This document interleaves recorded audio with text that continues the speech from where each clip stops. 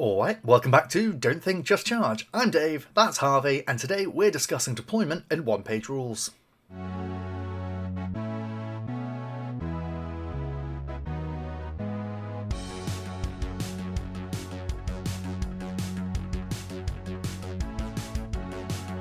Let's start off by looking at the deployment rules from One Page Rules Beginner's Guide, which says that once the mission has been set up, the players roll off and the winner must start deploying their army first. The winning player first chooses one long table edge to deploy on, and then places one unit fully within 12 inches of their table edge. Once they're done, then the opposing player places one unit fully within 12 inches of the opposite table edge. The players continue alternating in placing one unit each until all units have been deployed, with 100 caveats to that, because that is such a simple description of the deployment step in a one-page rules game, whilst completely missing out on how much devil is really in the details.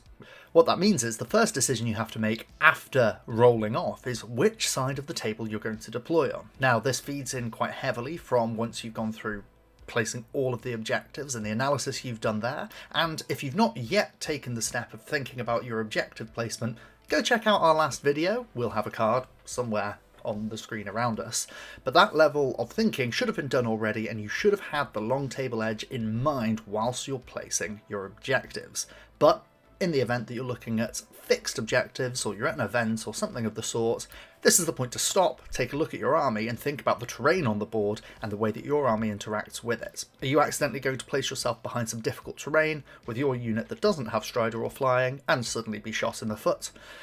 Well, try and avoid doing that when you're choosing your long table edge. After that, the next point is to think about what order to place your units in. I would start by analysing which of the units in your army are going to be objective takers and which are going to be kind of key players in your larger strategy. What you don't want to do when first deploying your units is put your big, expensive key player in the middle of the board where your opponent can then set up everything that they're going to be doing around it, knowing exactly where it can play for the first couple of rounds. So I'd start off by going, okay, where are my cheap units, where are the units that I don't care about, and I would pick those to deploy first. Once you've identified which of your units are going to be your objective takers and are kind of lower priority units in terms of your game plan, what you need to then be looking at is where about on the board you're going to be placing them. Now, if you have gone for an objective taker first, I would start by identifying which objective they're going to be playing. If there is an objective far flung to the left side of the board, you probably want to be putting them on the left side of the board so they can go to that objective early in the game and then linger in that region for late game captures as well. Now, because you're deploying these units first, one thing to remember is there are going to be places in your deployment zone that are higher value than other places. That could be right behind some line of sight blocking cover. Don't, just because it seems like the best place for that unit, put them in these places. What you need to be thinking is, where are the key spots I want to be using for my really valuable units, and how can I avoid tripping myself up early when I'm placing these lower value units? Your unit of 10 grunts is like 180 points, whatever it is. It doesn't matter if it gets shot on the first turn, but it might really matter if, let's say, your APC full of 300 points worth of models does get shot. So try not to immediately start hogging the really nice places, because you'll find by the end of your deployment that you've taken all the good ones, and then your guys will be in a worse position than they would have been otherwise. Absolutely. I get stung by this so much, where I put my low priority units really nicely positioned on the board, and then there is just not space for me to put my Saurian veteran on Tyrannofex with a massive base, or my volcanic leader on his Drake, and I suddenly can't fit, and I'm out of position. That's a really important thing, is thinking a few steps ahead. At the same time, when you're placing those units down, it helps you more to put them a bit further onto the flank, because then it does leave space for those more valuable lethal units to be in the centre of the board. Now, when they're in the centre of the board, they're going to have a full circle of threat range around them. To draw on a chess analogy for a minute, there is an aspect in chess where if after your knight's first move you put it on the far columns of the chessboard, you've halved the number of squares that knight is attacking. This does apply for other pieces, of course, as well, but the knights in particular because of their movement.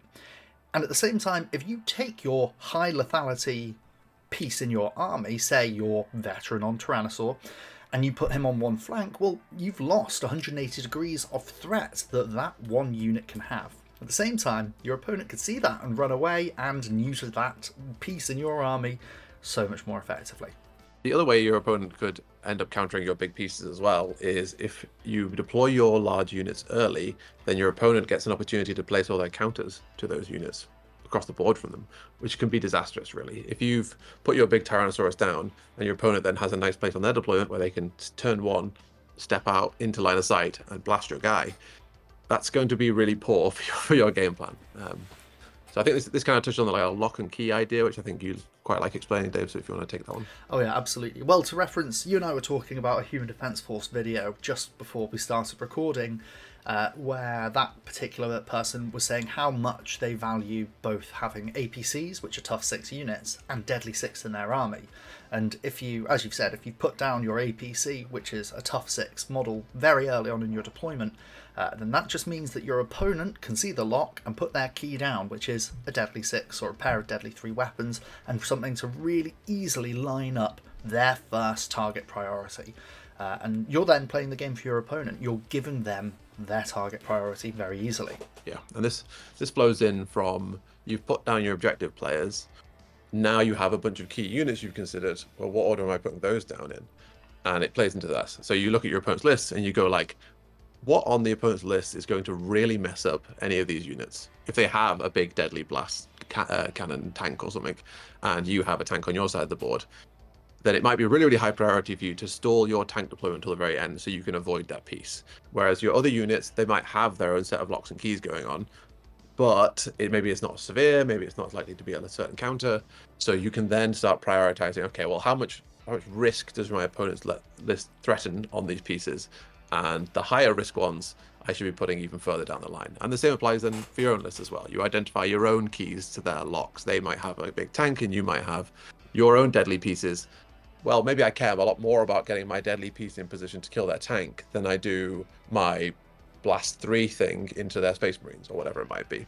So a little bit of prioritizing, and this is obviously it's hard to explain in a video, but I think just look at your point costs. The higher the point cost, the likelier chance it's going to be like a bigger part of your strategy, and make sure your opponent's not neutralizing that massive point investment for a relatively small effective amount.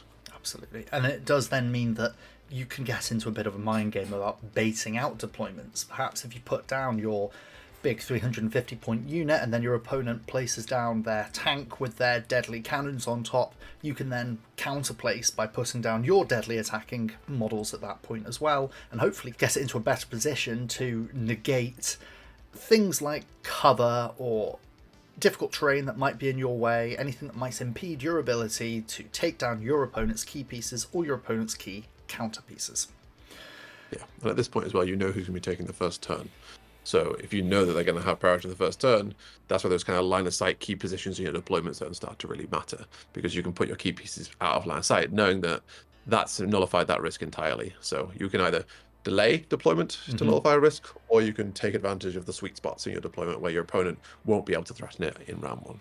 Absolutely. And at that point, you're then getting into this idea of thinking a bit more on the left to right scale of that long table board edge. Taking, for example, your point there of if you are going first or if you're going second, it's a really good stage now to actually evaluate, do you want to put your more vulnerable units behind cover?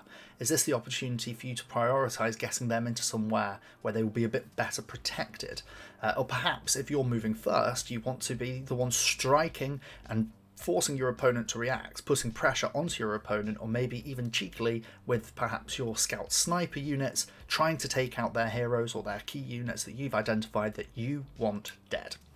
Then once you've decided kind of like, okay, where are my sweet spots, where am I putting them, what order am I putting my units down in, then you actually have a choice of forwards and backwards as well. Now, this is something that comes up quite a lot in wargaming, at least with my experiences. You get the kind of deadly line of troops all lined up, just towed up right against that 12-inch mark, keen to get to the middle of the battlefield and start messing each other up. So the question comes up quite a lot is, why wouldn't I do that? And it's a really great question, because there's lots of reasons to do exactly that, to just deploy on that 12-inch mark and be like, well, I want to control the space, I want to maximize the things that are going to be in range in round 1 and so on. I want to charge my opponents and get crumping is what I want to do, really. Yeah, and for melee armies, that's super valid. Super, super valid. And when you've got a bit of shooting, it changes slightly, but yeah, I think a few things to touch on really about this forwards backwards thing. I think the first thing to be considering is if you've got a busy deployment zone, you might not have as much space as you think you do for deployment. So immediately you're going to have to start playing forwards and backwards a little bit more. I think using chaff to block line of sight to other units is a really, really good reason for this kind of stuff. If you have a high quality caster unit, say you want to protect from range shooting, and you have a chaff unit, well, put your chaff unit on the front, put your caster unit behind it, and then you've kind of added an extra bit of line of sight blocking to the board. Now, that does depend on the height of the units and so on. But that's probably like number one reason for doing this. The number two reason, I think, for deploying further back is basically because you can. When you're looking at the board, especially when we're talking about the objective taking units that you've are deploying first during the kind of deployment round, you know where they're going to be heading already. So not all objectives are going to be exactly 12 inches away from the edge of the deployment zone. And if your intention is to move a unit onto the objective, onto as far forward as it can do, you can measure 12 inches, let's say you've got 12-inch movement, back from there and go like, well, actually, oh, okay, I can be 3 or 4 inches further back than I thought I was. Yes. And that leaves that space open in my deployment zone for me to then use it later. And that's quite powerful, because what it does do is it doesn't give your opponent a certain thing to work off. Right? If you've deployed something on the very, very front line, they know that that line of sight block is there now. They know that things can't get past that unit. It's acting as a wall for the things you can do in that round one. But if you deploy things further back, you leave your options open in a much wider way. Your opponent can't really do much if you put a unit of grunts basically at the very back of the board with the full intention of moving them 12 inches up, because that space is still available, right? They might be, okay, well, there's grunts there. I'll put my hounds or something on the other board to counter those grunts. And then you go like, well, blammo, here's my blast tank. And now that's a bad matchup for them. So that's quite valuable. Let's not use spaces that we don't need to. Let's make the most of the depth of our deployment zone. And I think for range units, is especially relevant, because if you're paying for a 36-inch gun, then you really, really want to be active all 4 rounds of the game, because the range you've paid for is giving you that access. So not having an idea of what you're going to be doing round 1 with your shooting can often lead to not getting to shoot with that unit. And not thinking about where to place kind of forwards and backwards is going to lead to more line of sight blocking your own units and then not being able to use them to their full extent. So not only are you looking, okay, well, if I deploy on the line, I can move 12 inches. Do I need to move 12 inches? But you also need to go like, if I deploy on the line, I can move 6 inches with this guy and shoot down this line. Is that really important to me? Probably. So let's make sure I give myself that option, make sure I leave that space open so that I can make those moves, so that I can place my units in the right place and get the maximum value out of them. 2 more points just before we wrap up on the whole aspect of deploying on the deployment line.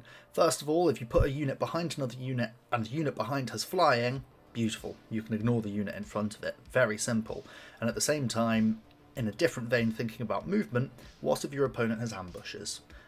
Screening in one-page rules isn't as effective as it is in other war games, but it is still a relevant point. If you've got a fragile caster unit, I'm going to keep talking about saurians because apparently I've got lizards on the brain today. If you've got a frog mage and you really want to keep that little croaky wrapped up freak alive, perhaps you want to put a unit of chaff behind it. Perhaps you're looking more to considering the way that after your first round of movement, you're going to have some impassable terrain on one flank and you want something else behind it to stop your opponent's unit of destroyers coming in with all their deadly attacks and ruining your day.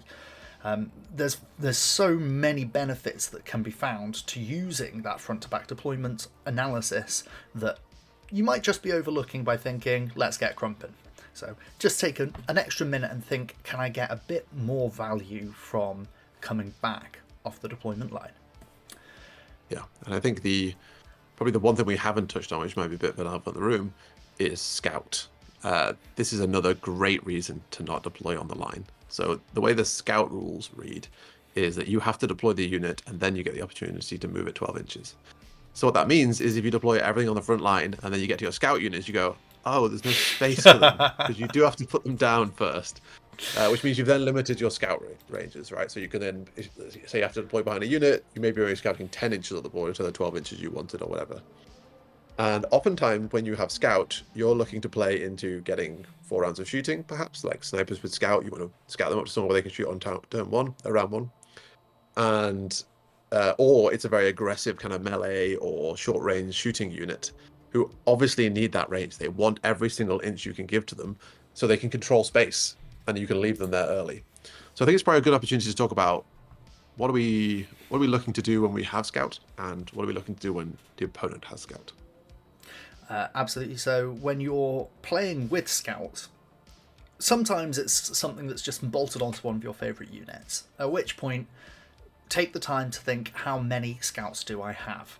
If you're bringing it a bit more intentionally, then hopefully you've got a bit more of a sculpted game plan as to why you're bringing 2, 3, 4 Scout units. But if you have got that one Scout unit and you're not quite sure how to use it fully, remember to take 2 steps, I'd say, into account when evaluating your Scout and how you're going to do it. First, do you have the first activation in round 1? Because if you do, maybe you want to Alpha Strike with that Scout unit. Taking Pathfinders from Battle Brothers, for example, if you put them down in a good space, you move them up 12 inches and you've got shotguns, you've got another 6 inches of movement before you can unleash beautiful holy hell with your quality 4, 2 shots, AP 1, the things you like a lot. Before you can do that, that's a really good opportunity for you to get an Alpha Strike down, and this is again back to that lock and key analysis. But is that your first activation? Is that your priority, using that? Because if not, you might just be sticking your poor Scout up a river without a paddle.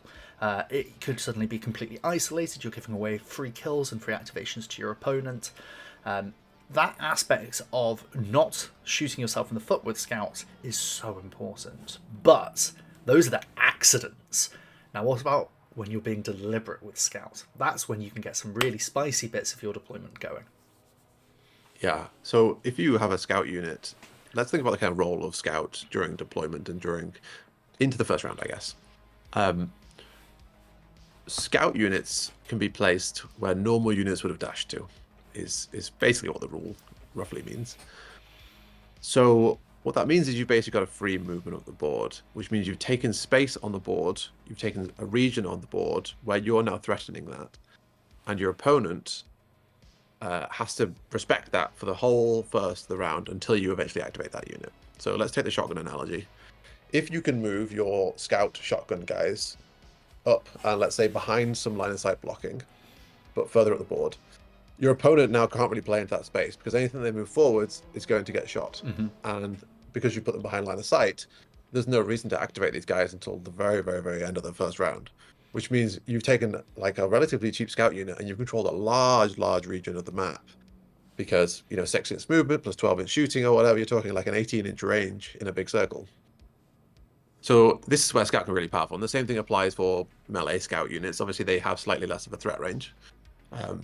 But when considering your Scout play, you most of the time want to be going like, okay, where can I put this unit so that I don't need to activate it first? Yeah. Right? I want to stall out my activation for this guy because it's so threatening. It's in such a prime position. I want to keep that threat there because the second I activate it, then your opponent just goes like, brilliant, cool, 12-inch, 12-inch, 12-inch, 12-inch, and all of a sudden it's in range of like 5 charges next round, and it may be a lower priority unit. Absolutely. So yeah, when you're playing with Scout, that's what you should be thinking. You're thinking like, how can I really control an area of the board for round 1 that lets me do a bunch of other movement such that my opponent feels like limited in their ability to counteract it. Let's say, for example, your opponent has, let's go lock and key analysis again. So I've got an APC, they've got a deadly 6 unit. Let's say they're roughly the same cost. You can move your APC up into a region that a Scout unit is threatening, such that when they pop out with their deadly unit, you're going to be able to pop out with your Scout unit and then make that trade. And especially if it's like, a unit of like support style units who are very fragile, you're basically guaranteed to get those kills with 20 shotgun shots, but they might not actually kill your tank. So it's a bit of a risk analysis there. But yeah, when moving with Scout, when deploying with Scout, think, where can I control? How can I control it? And because I'm deploying after they've deployed, I know exactly the state of that. It's the most guaranteed thing of your life. You know exactly where all their units are, assuming they don't have Scout themselves. And you can then play straight into that. What you don't want to do, though, is the self-Scout bait thing, where you go, well, I can move 12, so I will move 12. And then all of a sudden, all you've done is you put one unit in charge range, and your opponent wouldn't have been able to act on round 1 otherwise, and you've just given them a little freebie. You've touched on something there which you said to me early on in our days in OPR, but it sticks with me because it's such good strategic advice. The threat of doing something is about 99% as effective and valuable as that unit actually doing it. It's almost as good as doing the damn thing. And just holding that threat, holding that sword of Damocles over the head of your opponent can really warp their decision-making process. And You've touched on another benefit of Scout, which is having information. If you can pressure your opponent into doing more activations away from your threat, you're getting more and more information to the point where when you actually activate that scout unit, or you activate another unit that's fighting with the territory control aspect, you've got the information that you need. And sometimes you've just got too many activations and kaboom, your threat of doing something mattered right the way up to the point of actually doing it, and you did it as well. The full suite of glorious scouting goodness there. Yeah, the situation is as bad as it possibly can be until you take that action, is basically the kind of line that your opponents have to take, right? If I move forwards, that shotgun unit could kill my lord. So I don't want to risk that, right? I'm not going to do that. And you know, when it comes to it, you might end up rolling, you know, nine twos and 1 5 and get a single hit. But your opponent didn't know that, and you didn't know that, and let's make them make a bad play off the back of it. Could have been the other way around. It could have been 9 hits and 1 miss. The next step is to think about what if your opponent's got scouting units. You've got a whole extra level of head game here of you going to end up deploying everything on the board and then suddenly finding yourself being snookered by some scouting units. The first step really is putting yourself into your opponent's shoes. Think about what they're doing with their scouts. Is it A, accidental scouts just so happens to be good on a unit that they've got? Or is it B, that you can see that they've actually got a bit of a scouting strategy? The one that you love doing so much that always makes me sweat is your cheeky scout snipers and trying to find my casters or find my regeneration upgrades and just taking them out. And honestly, it makes me misplay so damn much. What do you think is the best way of countering those strategies? Yeah, so I think there's two major kind of scout usages for like aggressive round one stuff. So there's the snipers, which often have scout, and then there is the throwaway melee unit, rush up the board, get a cheeky trade Hounds. style of scout. Yeah. So we didn't quite touch on it before, but that's a really good reason to not be deployed on the front line. Yeah. If you're deployed on your front line and someone is a melee scout unit, they can't quite charge you, but if they're a fast one, then all of a sudden they can. So first thing I would do when playing against Scout is going like, okay, like do they have units in their scouting roster that can threaten units in my roster for a positive trade? Is there something that they can do? Because if you get a really relatively like offensive but frail scout unit, you can get a little bit of value trading early on. So if you've got a unit, say like 3 rocket launchers, don't deploy them on the front line if they've got a unit of hounds that's going to be in range for charge, right? So start by looking across the scout roster and go like, okay, which of these things threaten which of these things? Then you do the same thing for any of the ranged units, right? Like, where could they place their snipers where they could threaten these models? This is where, like, small pieces of terrain come in, especially against snipers, right? Like, if they can't see the single model that they want to shoot, but they can see the whole unit, well, yeah, you gave them an opportunity to shoot the whole unit, but they didn't get to shoot the thing they wanted to shoot. And snipers especially only really gain their value when they are shooting things with upgrades. Yeah. Like, if they're just shooting normal models, they're not really worth the points. So do a quick analysis whenever your opponent has scout. Just go like, what would I do with that unit? What do I think is an efficient use of that unit? And then go, okay, well, I need to make sure that doesn't happen, right? So deploy a little bit further back. Like, let your opponent take the space afforded to them by the fact that they spent points on scout, right? Don't try and be stubborn about it. Like, they've spent the points on scout. They wanted to claim that space. Let them, right? It's their strength. They're strong on round one, and then know that from that point onwards, you're kind of in the clear, right? You're there playing a normal game of OPR. Let's not give them the advantage that they're trying to gain from scout. And if you can make them waste their scout, move their scout at the board and not really get much from it, then you're all of a sudden already 100 points up or so because of the point they spent on scout. Yeah. Play your game, don't play your opponent's game for them is a really good message to kind of take home when you're looking at the way things are going to roll out in that round one.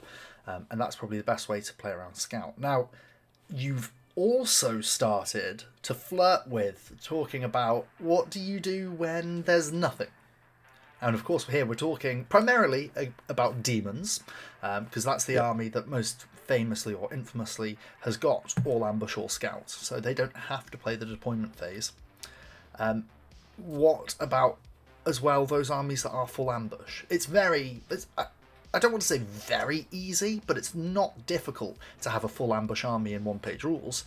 The next thing to then think about is exactly that. What about when your opponent's not deploying? What about if they are playing a round 2 or, heaven forbid, a round 3 strategy? What about if they are demons. And one of the big ones I think to touch on here is Lust Demons and War Demons, where they are 12 or 16-inch charges and they're starting 24 inches up the board. And if you're playing on a 48-inch board, or if you're respecting the 24-inch deployment space that OPR's baked in to consider in its rules, how are you playing around that? And of course, we're going to go back to our favourite thing to talk about here, which is not necessarily deploying on the 12-inch marker line.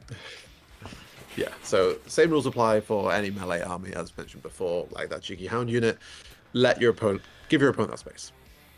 When they're not deploying anything at all, they've spent points to do that. And what that's given them is the ability to react to exactly what you've done. Now, for scout armies, it's react exactly what you've done to in the deployment. For ambush armies, it's deployment and round one. Mm-hmm. Now, that gives them a lot of strength strategically. So what you don't want to do is deploy like normal in a big long line, because a wide army that can't cross over threat is going to get crumped by a scout and ambush army that can go like, oh, you've just left a bunch of units floating on the right hand side and I can place my units next to them and kill them.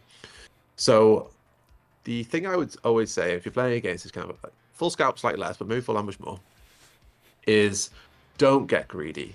Keep your guys close together, overlap as much threat as possible, because when your opponent comes down, what you want to have is a fair 2,000 versus 2,000 point fight.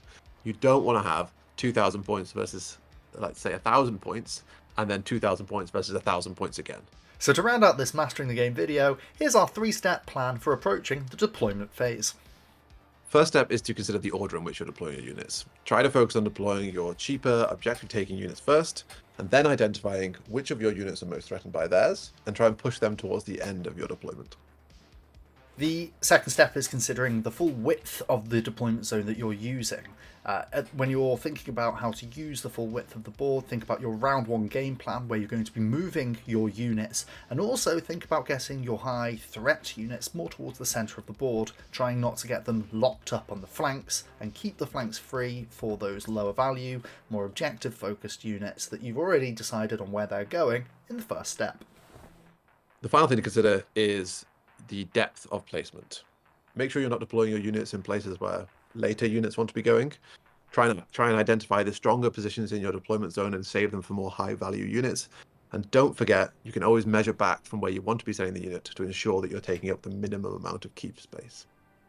So there you have it. That's all of our tips on considering the deployment phase in one-page rules. Now, if you liked this video, please do give us a thumbs up, subscribe to the channel. We've grown so much in these early few weeks, and of course get down in the comments, let us know your thoughts. If you want to get involved in a bit more of the discussion, please come and join us in the Don't Think Just Charge Discord. All the details are down below. And for now, I'm Dave, he's Harvey. We'll see you in the next video. Thank you.